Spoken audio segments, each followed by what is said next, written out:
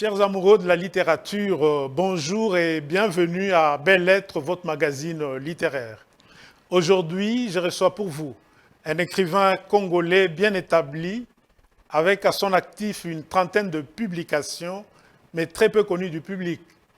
Il est à la fois pasteur et écrivain, et actuellement, il est le coordonnateur du mouvement du renouveau poétique.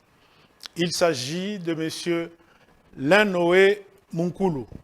Poète, romancier, dramaturge, essayiste, Lin-Noé Munkulu Dideni est licencié en langue et littérature française de l'Université nationale du Zaïre. Il a un master en théologie pratique.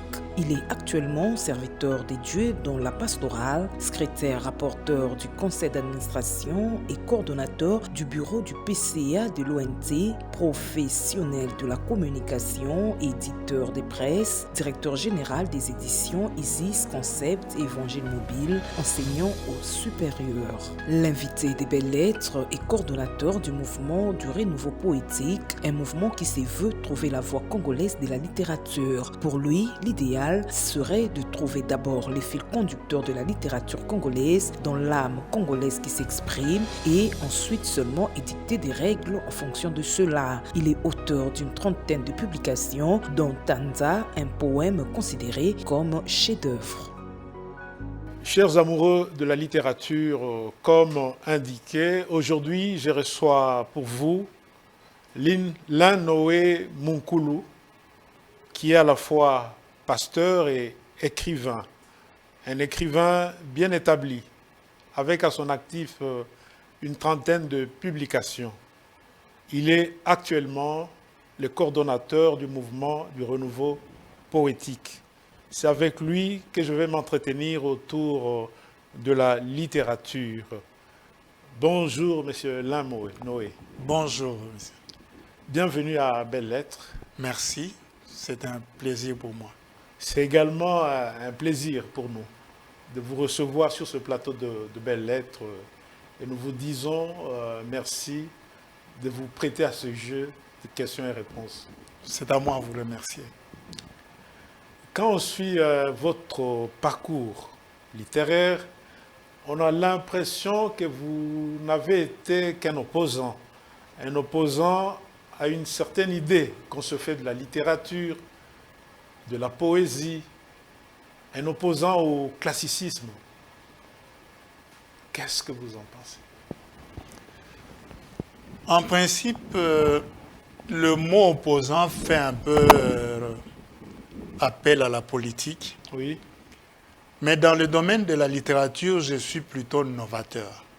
Novateur. Novateur, Oui. innovateur, Oui. rénovateur. Ok. Ça dit que le tout est parti aux environs des années 1985, Oui. où il y a eu un combat terrible entre ce qu'on appelait le concrétisme, Oui. défendu par Tito Isuku, Oui. actuellement en exil aux États-Unis, Oui. et ce qu'on appelait à l'époque le purisme. Alors, je me suis dit qu'il était impensable que 25 ans après l'indépendance de notre pays, on soit encore dépendant de la littérature étrangère. C'est ainsi que j'ai commencé à faire ce que vous appelez l'opposition. Oui. Dans ce sens que je me suis mis à réfléchir pour savoir comment est-ce qu'on peut trouver la voix congolaise de la littérature. Et vous l'avez trouvé?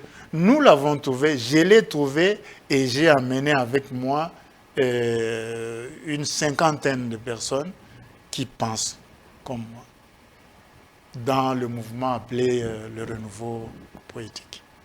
Le renouveau Poétique. Ce renouveau poétique, ce n'est pas seulement dans la littérature, Oui. mais c'est dans la vie en général. En fait, je risque de surprendre beaucoup de personnes, mais la vie est poésie. Oui.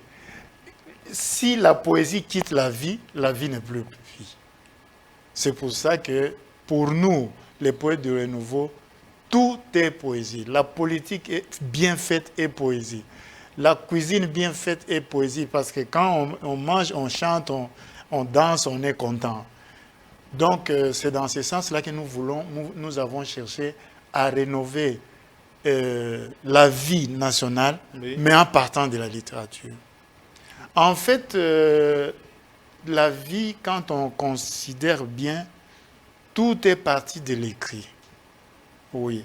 C'est à partir du moment où il y a eu, à un certain moment de l'histoire, des gens qui ont fait quelque chose. Oui. C'est quand cela a été consigné. Bon, nous ici au Congo, nous sommes dans la tradition orale, mais la tradition orale a aussi ses consignations. Oui.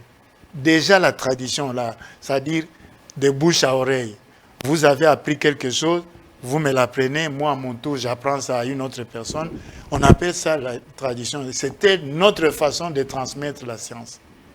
Mais heureusement, avec la mondialisation, avec la colonisation, l'écriture est arrivée. Bon, mais de toutes les façons, nous sommes là. Donc c'est lorsque les gens du siècle présent Oui. prennent connaissance par la littérature, par l'écrit, de ce qui s'est passé dans le passé, Oui. excusez-moi la tautologie, Oui. c'est en ces moments-là qu'ils réfléchissent sur ce qui est présent et qu'ils entrevoient comment faire ce que les gens avaient fait dans le temps, l'adapter au présent et faire en sorte que dans le futur, ça soit meilleur. Et si on revenait au concept renouveau, Oui. le renouveau, à quel niveau? Au niveau de la forme ou du fond, en ce qui concerne la poésie? Le renouveau, nous, on le prend sur les deux. Oui. Sur les deux. En ce qui concerne, par exemple, la forme, nous avons constaté que jusqu'en 1985, au moment où le renouveau est né, Oui. les gens continuaient encore à écrire comme Molière, et si vous n'écrivez pas comme Chateaubriand, si vous n'écrivez pas comme un écrivain blanc, vous n'êtes pas écrivain. Et c'est ça qui a fait que nous nous sommes dit, ça ne doit pas se passer comme ça. Mais la poésie, c'est un peu comme une science avec ses règles, avec ses normes qu'on doit quand même respecter, ne fût-ce qu'au minimum. Mais c'est là que notre révolution commence. Oui. Les gens ont l'habitude de croire que ce sont les règles qui viennent avant la pratique. Okay. Non, c'est la pratique qui vient avant la règle. C'est-à-dire que avant que les Montesquieu et tout le monde là donnent des règles pour... Ils ont constaté ce qui était sur terrain. Oui. Ils ont vu comment leurs contemporains écrivaient et en faisant des recoupements d'un livre à un autre, ils ont sorti des règles. Or, ici au Congo, nous avons voulu mettre la charrue avant le bœuf. C'est-à-dire que nous avons cherché à prendre les règles qui étaient importées, oui, qui n'avaient aucun ancrage avec notre culture, et nous avons cherché à ce que nous puissions mettre notre littérature au diapason de ces règles-là. Alors, nous avons pensé personnellement dans notre groupe qu'il fallait d'abord laisser l'âme congolaise s'exprimer. Oui. Alors, 10 personnes, 20 personnes, 30 personnes, 50, même 1000. Et puis à un certain moment, un penseur peut venir, il récolte tous les livres-là, il voit quel est le fil conducteur de la littérature congolaise, de la poésie congolaise, du roman congolais, et il nous fait maintenant des règles en fonction de cela. Mais ce ne sont pas des règles immuables. C'est-à-dire, eux-mêmes, les Blancs ont dit autre temps, autre mœurs. Oui. En l'an 2021, nous ne pouvons plus écrire comme en l'an 1985 quand nous avons commencé notre mouvement. C'est ainsi que vous allez voir qu'en 1985, nous écrivions d'une certaine façon, en 90, nous écrivions d'une autre façon, et à 20, il faut évoluer Parce que l'enfant ne peut pas rester toujours assis. À un certain moment, il doit, ce qu'on appelle en lingala kunguluma, Oui. et puis à un certain moment, il se met debout, et puis il se lève et il marche. De la beauté, il y a Baudelaire qui dit qu'elle est bizarre, la beauté.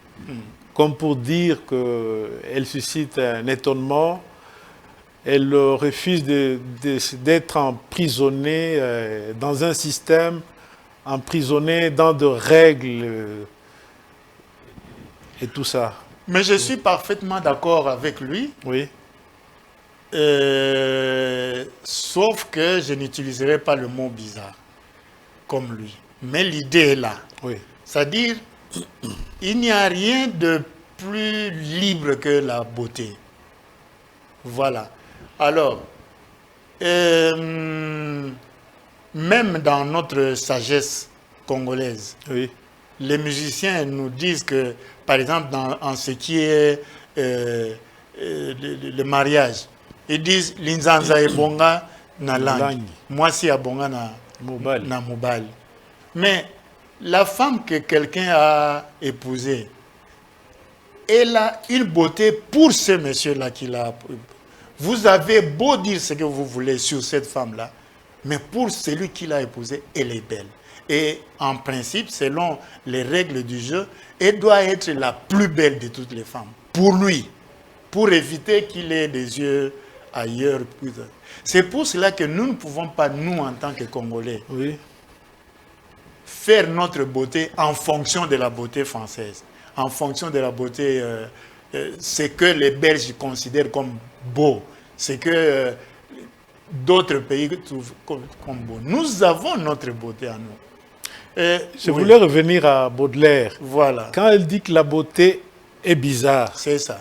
elle est bizarre par ceux qui la jugent selon certaines normes.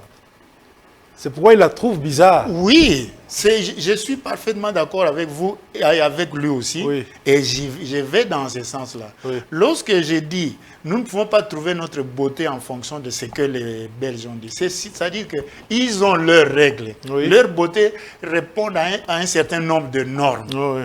qui leur sont propres selon leur éthique, selon leurs règles à eux. Mais ils ne doivent pas venir nous imposer ça à nous pour dire, pour que ton poème soit beau, voici, il faut 12 pieds, il faut 4 strophes, il faut ceci.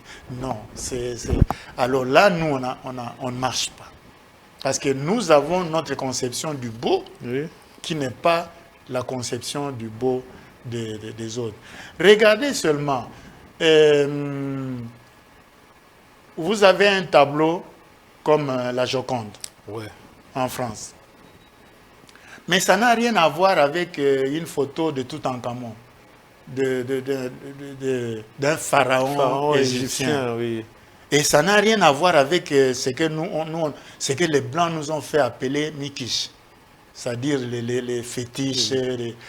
C'était des œuvres d'art, tout simplement. Mais vous les mettez l'une à côté de l'autre, vous sentez bien que le Congolais a sa notion de beauté, l'Égyptien a sa notion de beauté et le Français a sa notion de beauté. Mais tout ça, c'est relatif à celui qui regarde et c'est relatif à ce qu'on regarde dit à celui qui regarde. Comment concevez-vous l'acte de création poétique? L'acte de création poétique, en principe, ça ne devrait même pas se concevoir. L'acte de création poétique, c'est quelque chose d'instantané. C'est quelque chose d'impromptu. C'est quelque chose qui vous arrive comme ça, qui vous tombe dessus, comme quelqu'un, comment il s'appelle, Tintin qui disait « le ciel va nous tomber dessus ». C'est comme ça que le poète doit toujours être muni d'un bout de papier et d'un stylo. Même au lit, excusez-moi de le dire, oui. Même au lit. Parce que cette inspiration du poème peut lui arriver pendant qu'il est en train de dormir. Il saute, il écrit le poème. Il ne peut pas se dire, bon, je me mets à ma table, maintenant je vais écrire un poème. Ce serait vraiment un mauvais poème. Voilà donc l'acte d'écrire. Ça dit que ça vous arrive. Le poète est le genre de ce que nous parlons, comme vous m'avez dit tout à l'heure, là, oui. nous ne parlons pas religion, nous parlons littérature. Oui. Bon. Alors, lorsque je dis que le poète est un démiurge, je ne parle pas de la religion pour dire qu'il est devenu Dieu, non. Ça dit que démiurge, c'est quelqu'un qui communique avec l'esprit supérieur, qui communique avec, disons, un monde qui n'est pas notre monde matériel et qui lui envoie des idées, des choses comme ça. Alors quand ça lui arrive, il doit nécessairement saisir l'instant et coucher ça par écrit. Peut-être que le lendemain, en voyant ce qu'il a écrit, il peut améliorer, il peut modifier, il peut donner une certaine valeur à ajouter à ce qu'il avait écrit. Mais il doit d'abord l'écrire, il doit d'abord Au fait, le poème, on le reçoit ou on le fabrique. On le reçoit. Un poème fabriqué est un mauvais poème. Un poème fabriqué est un mauvais poème. C'est-à-dire que vous arrivez là, comment dirais-je, nous appelons ça en langage technique un instant second. Oui. Oui, c'est-à-dire que moi, là, tel que je suis avec vous sur le plateau, je suis Monkolo. Mais au moment où je reçois une inspiration pour écrire un poème, je ne suis plus Monkolo. Je deviens... J'entre dans un état second. Oui, dans un état second. C'est comme si je sortais de mon corps, ou comme si quelqu'un d'autre venait entrer en moi et me dictait certaines choses, que je prends le stylo, je commence à écrire. Mais de façon, je termine s'il vous plaît, excusez-moi, de façon à ce que le lendemain, lorsque je vais écrire, je vais lire ces poèmes, il se pourrait que moi-même je sois étonné de ce que j'ai écrit parce que au moment où j'écrivais, je n'étais plus moi-même. Mais ces instants-là, ce sont des instants qui arrivent rarement dans une vie. Si on tenait qu'à ça, on produirait très peu de poèmes. Non, justement. Non, justement. Un poète, comme l'a dit quelqu'un, on ne devient pas poète. On est poète. On est poète. On est, ça je confie. Pour une fois au moins, je suis d'accord avec les Blancs. Mais quels sont les critères qui peuvent nous dire que celui-là c'est un poète, l'autre n'est pas poète? Mais il n'y a pas de loi où on peut dire à quelqu'un c'est un poète ou ce n'est pas un poète. Il est poète ou il ne l'est pas. C'est-à-dire il est poète, il écrit des poèmes. Et comme toujours, il y a quand même dans une société des gens qui jugent, des gens qui voient si ce que vous écrivez ou ce que vous dites est conforme à ce que vous prétendez que c'est. Alors, ils peuvent être à 10 à écrire des poèmes comme ça, ou à fabriquer des poèmes, comme vous l'avez dit tout à l'heure là.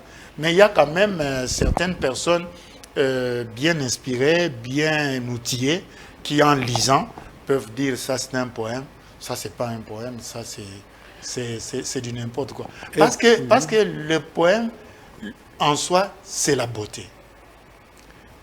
Quand vous avez écrit un poème, il faut qu'en lisant votre poème du début jusqu'à la fin, on sente que c'est une beauté, c'est quelque chose qui emporte les gens.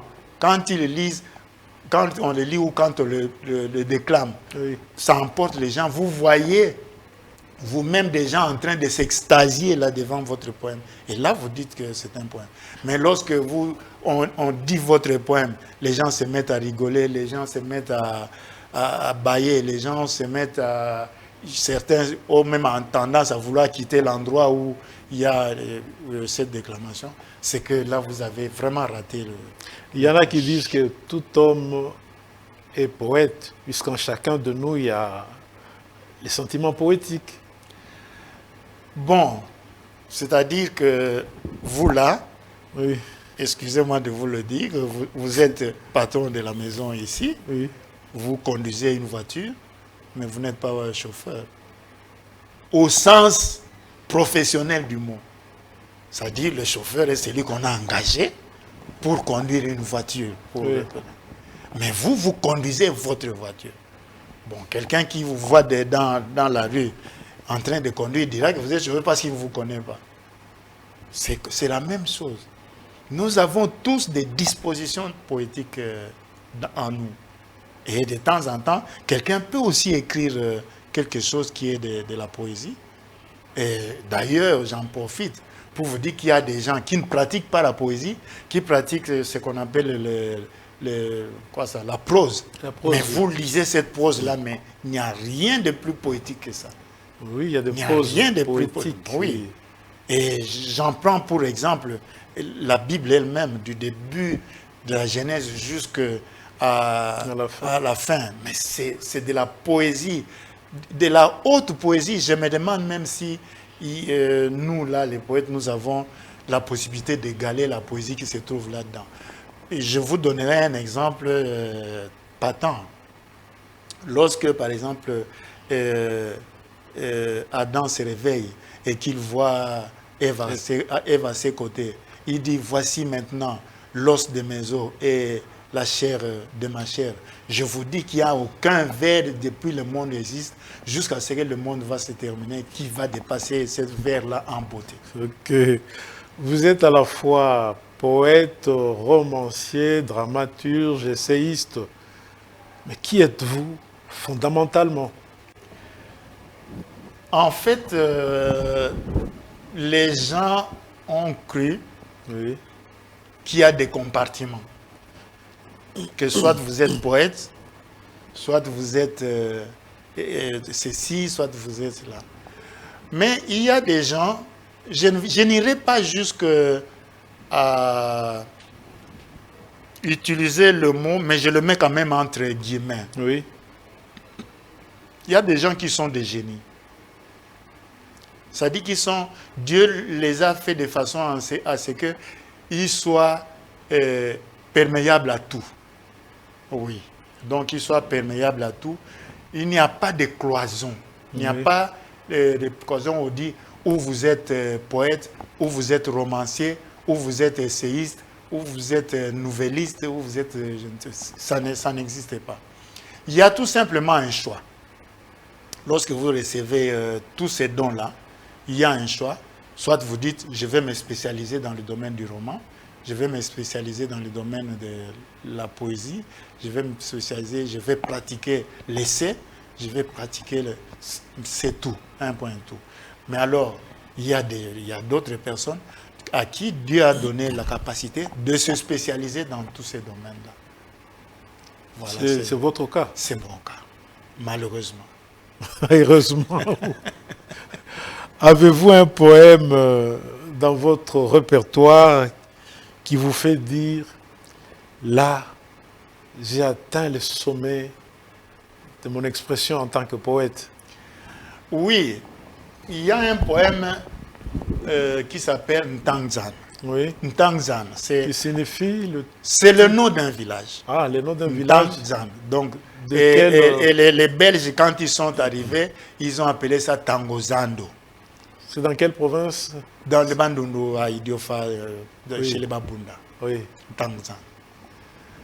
C'est un poème, ce n'est pas moi qui dis que je suis arrivé au sommet de ma poésie, de mon art, poétique. Mais c'est tout simplement que les gens qui lisent toutes mes œuvres, tout ce que j'ai écrit, dans le domaine de la poésie, j'ai au moins une dizaine de recueils, plus une dizaine encore de recueils qu'on appelle collectifs.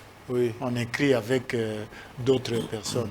Alors, tous ceux qui lisent ça, et quand ils regardent, quand ils arrivent à ces poèmes, ils s'extasient compte tenu de la beauté du texte et de la profondeur du thème qui est exprimé là-dedans.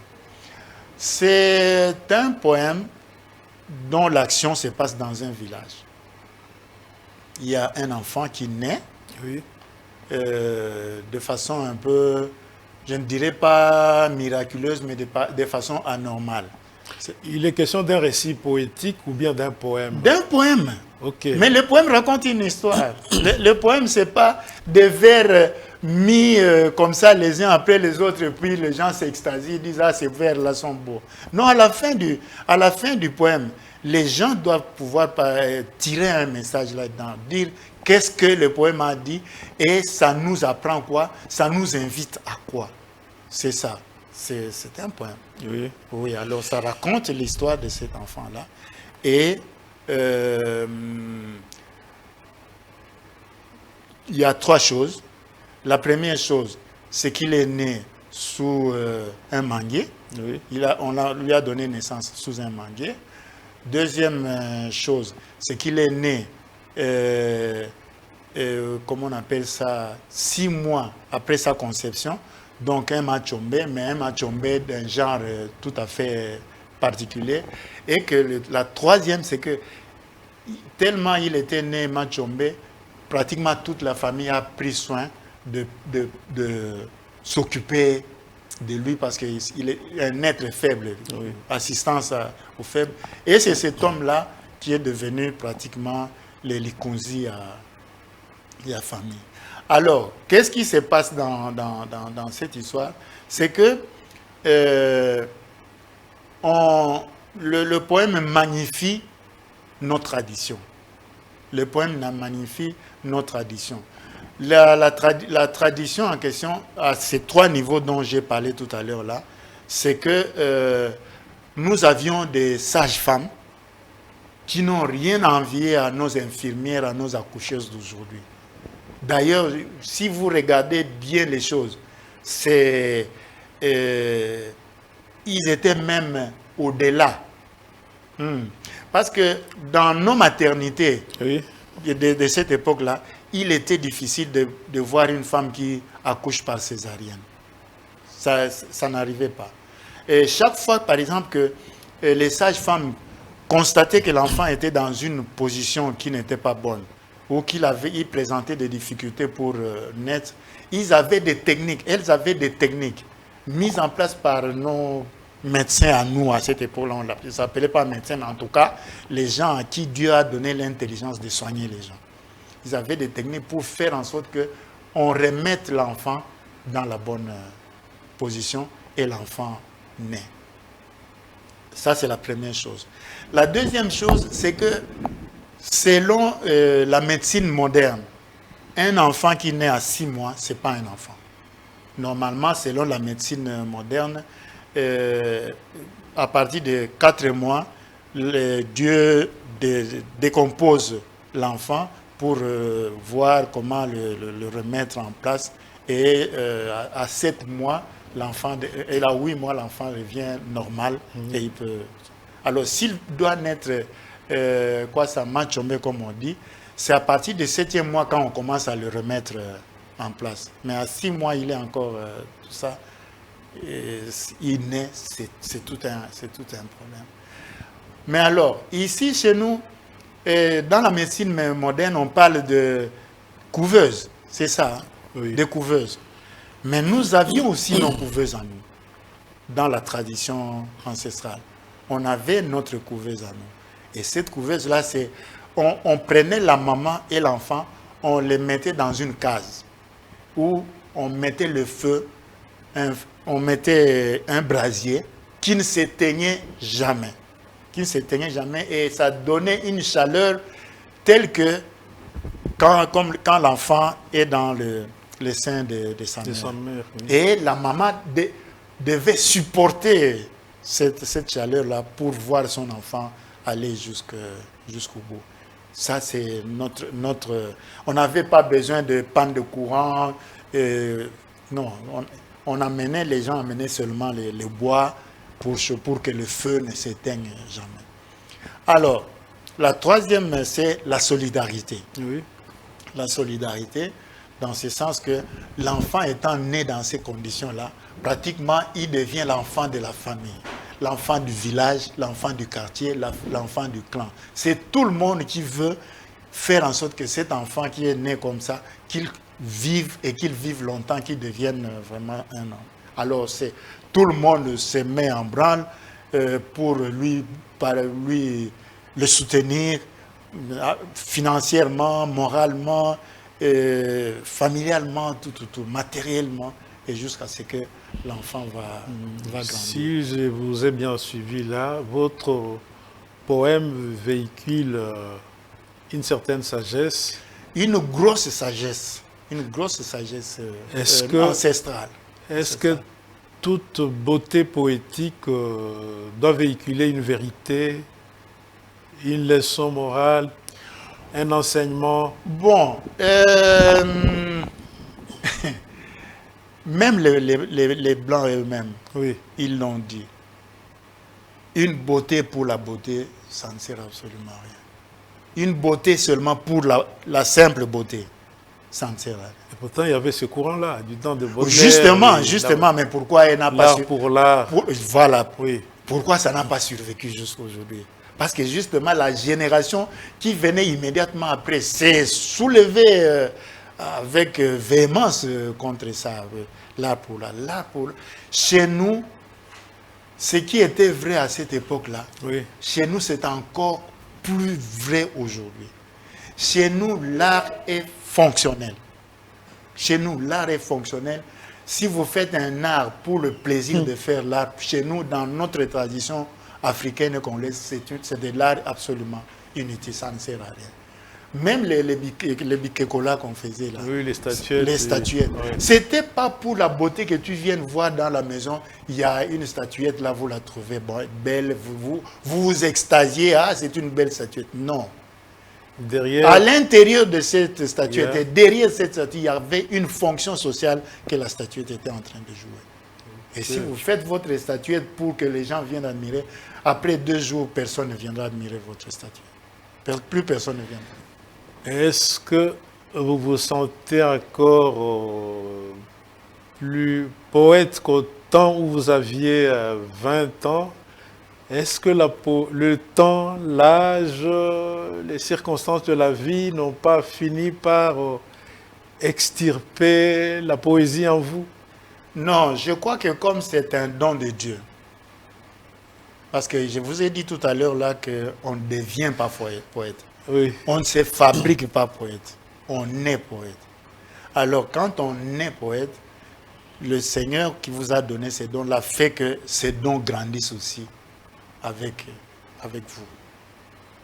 Mais cela demande de l'exercice. Cela demande beaucoup d'exercice.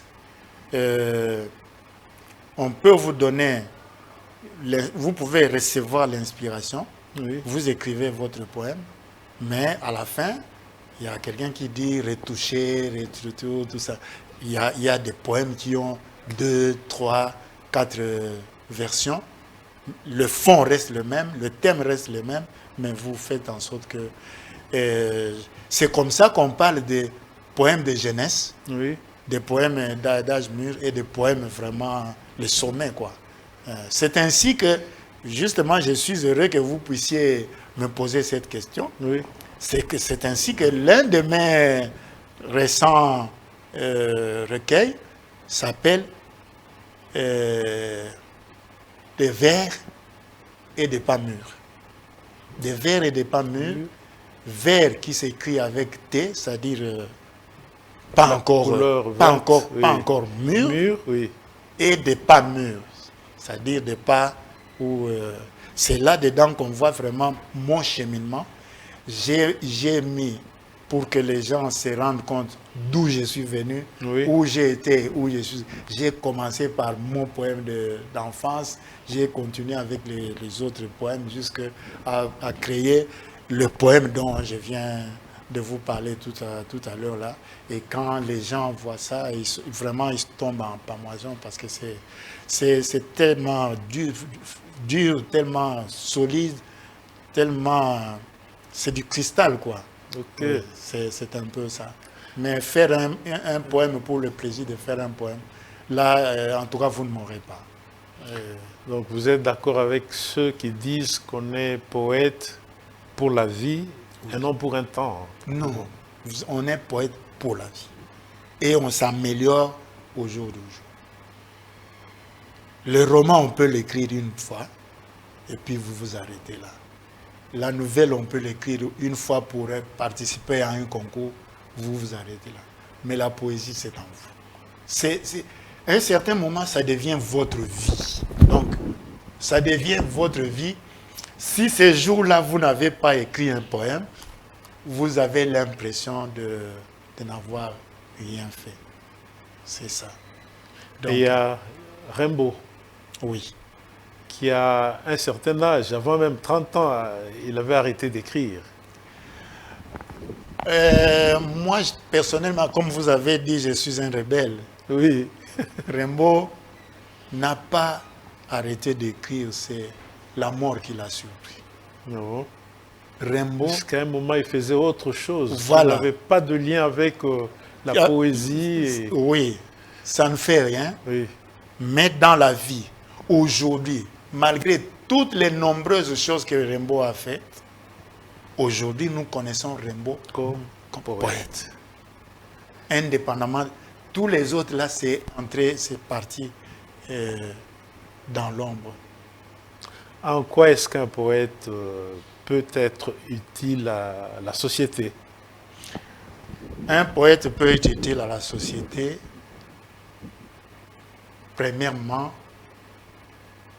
je vous ai dit que chaque poème Oui. doit véhiculer un message, doit véhiculer quelque chose qui soit bon pour la société. Absolument. Alors, normalement, pour que le poète soit utile à la société, il faut que la société lise le poète. Il faut que la société lise le poète. Mais dans nos sociétés où les gens ne lisent pas, c'est difficile. C'est difficile. Donc le poète chez nous n'est pas utile, puisque les gens ne lisent pas. Le poète est utile. Le Oui. poète est utile, mais on aurait voulu que les gens lisent le plus possible pour que son utilité s'étende sur toute la nation, par exemple, sur toute la société. Mais lorsque le poète, il n'est lu que par une certaine poignée de gens, parce que la société, c'est quoi? Dès que nous sommes à deux ici, c'est déjà une société. Alors, tous ceux qui ont lu le poète et qui ont pénétré le message, qui se sont appropriés ces messages-là, ça leur est utile et ils changent leur genre de vie. Je prends un exemple tout à fait simple. Dans l'un de mes poèmes, Oui. je fustige le fait que nous mangeons l'impiodi, que nous mangeons comment on appelle ça, les dindons, Oui. que nous mangeons les mipanzis et des choses là, des choses qui viennent d'ailleurs. D'ailleurs, non seulement ça vient d'ailleurs, mais là d'où ça vient, on ne les mange pas. C'est ça le vrai problème. C'est ça le vrai problème. Alors, tout dernièrement, bon, vous savez que les idées, il n'y a personne qui est propriétaire d'une idée. Une idée peut m'arriver à moi, Oui. et puis le distributeur d'idées vous la donne aussi, et puis il donne encore à une autre personne. Et puis, Mais elle appartient à celui qui l'a exprimé en premier. c'est lui qui l'a mise sur papier. Oui, Oui. c'est ça. Alors, moi je ne sais pas, dernièrement, la journée du poisson, c'est le 24 juin. Le 24 juin. Oui. Alors, dernièrement, je crois que notre président de la République était parti à Kinkole, oui. pour aller voir comment ça se passe là-bas.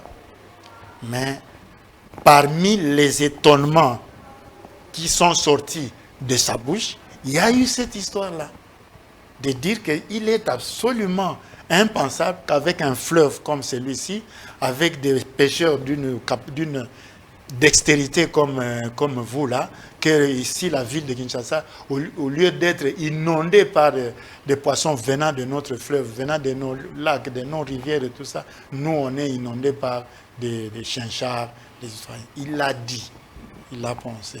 Est-ce qu'il a lu ce poème? Je ne sais pas, mais peut-être que dans son entourage, il y a des gens qui me connaissent, il y a des gens qui lisent mes livres, il y a des gens qui... Mais ça peut être aussi, Dieu m'a donné cette idée et lui a donné aussi la même idée, ça peut arriver aussi. Donc, quelque part, le poète est utile à la société. Absolument. En quoi réside cette utilité-là? Vous avez parlé premièrement du message. Oui. Ça peut être quel genre de message? L'utilité, d'abord, avant de dire le message, oui. je dis d'abord, l'utilité, c'est commence par ce qu'on appelle la prise de conscience. Le poète est là, c'est un éveilleur de conscience. Non seulement éveilleur de conscience, mais formateur aussi de conscience. Je vais utiliser un mot qui, utilisé dans d'autres circonstances, sonnerait mal. Oui. Le poète est un illuminé. Un illuminé. Un illuminé. Oui. Ça dit quelqu'un... Un voyant. Un voyant, quelqu'un qui voit les choses qui vont venir, il les voit déjà. Bien avant les autres. Bien avant les autres. Alors, et il le dit. C'est question maintenant de pouvoir lire ce qu'il a dit, d'adhérer à cette et d'essayer de faire en sorte qu'on puisse mettre ça en pratique. Et ça peut aller. Mais lorsque vous demandez dans quel sens, je vous avais donné par exemple l'exemple de la Bible. Oui. Vous avez là-dedans des textes comme les psaumes. Oui. Vous avez les textes comme les proverbes. Vous avez des textes comme Cantique des cantiques. Cantique des cantiques. Oui. Mais ce sont des poèmes au vrai sens du mot, à 100%, je dirais même à 1000%. Mais c'est ça qui donne la sagesse aux gens pour diriger leur vie dans tous les domaines. Il n'y a pas un domaine ici dans le monde qui n'est pas prévu, qui n'est pas abordé par ces poèmes-là dont nous venons de parler. Vous êtes à la fois pasteur, un serviteur de Dieu et écrivain. Oui. Est-ce que quelque part la pratique de la foi chrétienne ne vous gêne pas dans votre expression en tant que poète, en tant qu'écrivain? Bon, là, je dirais comme on dit en français, dans Lingala, au Tumbolinga. Nous avons une personne que nous appelons le maître des temps et des circonstances. Oui. Il savait qu'un jour j'allais devenir pasteur. Et c'est seulement depuis 3 ans que je suis consacré. Mais j'exerce les fonctions de pasteur depuis bientôt 10 ans. Lui le savait. Mais il m'a donné la poésie. Est-ce que vous voyez, vous suivez mon raisonnement? Oui, oui, je vous suis. Alors, pourquoi, s'il savait que ça pouvait aller à l'encontre de pasteurs, il ne m'aurait jamais donné ce talent d'être poète. Alors, qu'est-ce qui peut se passer en ces moments-ci? Oui. Il peut se passer en ces moments-ci le fait que, comme je suis devenu pasteur, il y a d'autres thèmes que je ne peux plus utiliser. C'est ça, ça vous limite. Ça vous limite quelque part. Limiter, c'est trop dire. Limiter, c'est trop dire. Dans la vie, il n'y a pas de limite.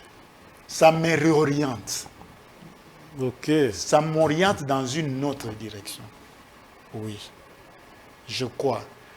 Par exemple, il y a des musiciens qui ont commencé comme musiciens du monde. Oui. Selon l'expression que nous utilisons, mais nous sommes tous des musiciens du monde, mais nous avons l'habitude de distinguer les musiciens du monde avec les musiciens chrétiens. Il a commencé comme musicien du monde. Dans toutes ses chansons, il ne chantait que les femmes, l'amour, les histoires dans ce sens-là. Des histoires qui... Mais on peut être poète en demeurant sur ce plan-là. Pardon? Chanter l'amour, chanter les femmes. Mais Lutumba, c'est un poète. Ok. Lutumba, c'est parmi les grands poètes de Alors, vous êtes dans le camp de ceux qui disent qu'en RDC, la musique a joué un certain rôle que devait jouer la littérature. Voilà. Et puis là, c'est peut-être un secret pour certaines personnes. Oui. Mais pour d'autres, ce n'est pas un secret. Les musiciens, Dieu leur a donné la capacité de chanter, oui, de faire de la mélodie ou de jouer de la guitare et tout ça. mais il ne leur a pas donné la capacité d'écrire. Il y a des musiciens qui prennent leurs textes chez des poètes. Et tout comme il y en a d'autres qui écrivent. Oui, il y en a qui comme le Toumba. Oui. Ses propres textes, ils oui, les mais écrivaient, c'est ce que j'ai dit. Ce sont les autres qui chantaient. C'est ce que j'ai dit, que il n'y a pas de cloison. Oui. Tu peux être musicien et compositeur. C'est pour ça qu'eux-mêmes, d'ailleurs, eux-mêmes, ils ont pris conscience de ça. Ils disent, je suis musicien. Il y en a d'autres qui disent, je suis compositeur. Mais il y en a qui disent, je suis musicien, compositeur. Ça, vous êtes au courant de ça. Je ne vous apprends rien. Donc, cloisonner, limiter, on ne limite pas Dieu. Il donne à qui il veut les talents qu'il veut. Et en autant de nombre qu'il veut. Et comme on dit, quand il donne la vision, il donne aussi la provision. Il vous équipe aussi pour tout cela. S'il vous fait musicien et compositeur en même temps, comme le Toumba, il fait tout cela. Mais là, nous risquons de nous écarter. Oui. Alors je disais, un musicien qui commence dans le monde, à un certain moment, on lui prêche Christ. On lui prêche le Jésus-Christ. Il prend Jésus-Christ. Oui. Mais automatiquement, il ne va plus chanter l'amour comme il chantait ça à l'époque où il était dans le monde. Oui. Et puis, ça va d'ailleurs même diminuer. Il va commencer à avoir des thèmes qui collent plus avec la spiritualité, avec la religion, avec l'éthique, avec tout ça. Mais ça ne l'a pas limité. Au contraire, ça l'a enrichi.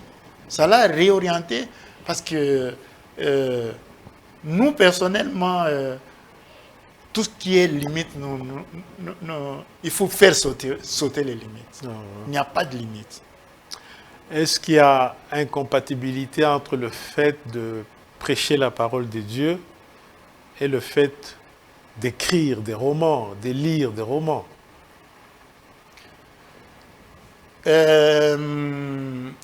Je dirais ceci. Oui. On dit dans la Bible, quand j'étais enfant, je parlais d'une certaine façon. Oui. Je marchais d'une certaine façon, je mangeais d'une certaine façon. Maintenant que je suis adulte, je marche de telle façon, je mange de cette façon. Il est tout à fait évident, et ça je dois le dire avec tout le sérieux qu'il faut, parce que nous abordons ici les choses de Dieu. Il y a des romans que je lisais à l'époque quand je n'étais pas encore pasteur, que je ne lirai plus aujourd'hui.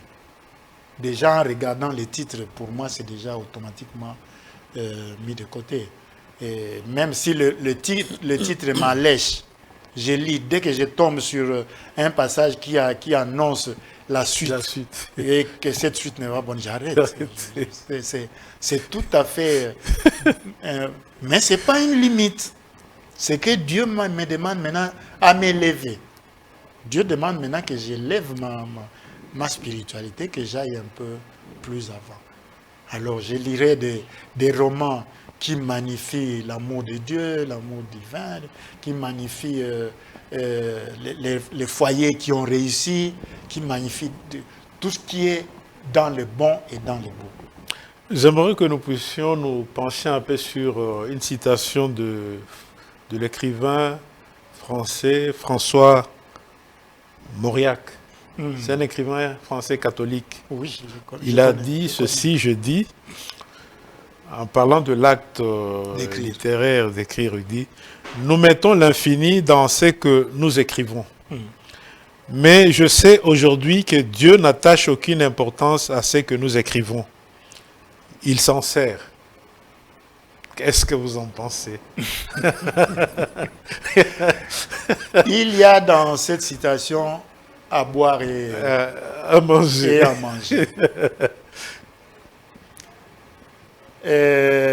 C'est mal connaître Dieu pour dire que Dieu peut se servir de quelque chose qui ne présente aucune importance pour lui. Est-ce que Dieu ne peut pas nous parler au travers d'un roman? Mais si. C'est pourquoi il dit, il s'en sert. Mais c'est ça que j'ai dit. Oui. Dieu ne veut pas se servir de quelque chose qu'il ne trouve pas important. Oui. Si Dieu se sert du roman, c'est qu'il accorde de l'importance au roman. C'est ça que je voudrais dire. Ok. Donc, si Dieu n'accorde pas une certaine importance à un roman, il n'utilisera jamais ce roman pour nous apprendre quelque chose. Donc là, bon, vous voyez, les poètes disent aussi des choses parfois extérieurement, il dit une chose et son contraire. Mais en réalité, c'est pour vous amener à réfléchir, à raisonner, pour vous inviter à la réflexion. Et si on revenait à la première partie, nous mettons l'infini dans ce que nous écrivons. Voilà. Nous mettons l'infini dans ce que nous écrivons. Aujourd'hui, lorsque vous écrivez quelque chose, c'est pour la postérité. Oui. Et ça reste. Aujourd'hui, nous connaissons Cicéron, nous connaissons beaucoup de poètes latins, grecs, mais nous ne connaissons pas beaucoup de riches qui étaient à cette époque-là. Si nous avons par exemple un monsieur que nous connaissons aujourd'hui qui s'appelle Crésus, c'est parce que c'était un riche qui aidait les écrivains à éditer leurs livres, à promouvoir leurs livres. C'est comme ça que nous le connaissons. Donc il est connu derrière les écrivains. Et si nous connaissons aujourd'hui, les gens ne se rendent pas compte, si nous connaissons aujourd'hui Mécène, c'est parce qu'il aidait les écrivains. C'est comme ça. Donc nous mettons l'infini dans ce que nous écrivons. Parce qu'il y a autre chose également, ça c'est la première vision. La deuxième vision, c'est que lorsque moi j'écris quelque chose, là où je me suis arrêté, quelqu'un qui me lit peut commencer là où moi je me suis arrêté et il continue, il va devant. Et voilà, c'est vraiment l'infini, le transcendantal, quelque chose de, disons, je lui donne pratiquement. Ok, là, nous tendons vraiment vers la fin de notre émission. Je vous en prie, je vous en prie. Ça a été un plaisir pour moi. Avez-vous un mot à dire à propos de Belles Lettres, cette émission qui vient de vous recevoir? D'abord, c'est un plaisir pour moi d'être reçu dans cette émission. Le plaisir est en plus augmenté par le fait que j'ai pu penser à faire la promotion des lettres et de la culture congolaise. C'est quelque chose de fantastique. Et depuis que nous nous sommes rencontrés au musée Tembe-Natembe, je vous suis. J'ai pris l'habitude de suivre pour savoir à quoi je devais m'en tenir comme j'étais invité. Oui. Je devais savoir qu'est-ce qui va se passer là où je veux aller. Je crois que tout ce qui me reste pour le moment, c'est de vous souhaiter bon vent, de faire en sorte que cette émission aille de l'avant et que on vous accorde encore plus d'espace que ce qu'on vous accorde pour le moment. Que nous vous disons merci pour avoir répondu à notre invitation. Franchement, c'est à moi à vous remercier et tout le plaisir est pour moi.